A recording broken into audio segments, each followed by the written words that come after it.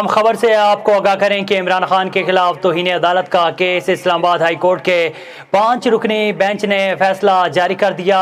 आपको हम खबर से आगाह करें कि इमरान खान के खिलाफ तौहीन अदालत का केस इस्लामाबाद हाई कोर्ट के 5 रुकनी बेंच ने फैसला जारी कर दिया। फैसले से मुतालिक मजीद जानते हैं इस्लामाबाद से हमारे रिपोर्टर आसिफ अली अब्बासी से। जी आसिफ, फैसले से मुतालिक आगाह कीजिएगा। तक मौजूद हूँ हाई कोर्ट इस्लामाबाद में, जहाँ पे पीटीआई चेयरमैन इमरान खान की समाअत जारी थी, जो कि खातून जज के मुतालिक थी। और आज 5 रुकनी बेंच जिनकी सरबराही अतहर मनल्लाह कर रहे थे, उस समाअत की आज डिसीशन हुआ है। उस सिलसिले में फ़र्द जुर्म आयद हुआ है इमरान खान के ऊपर।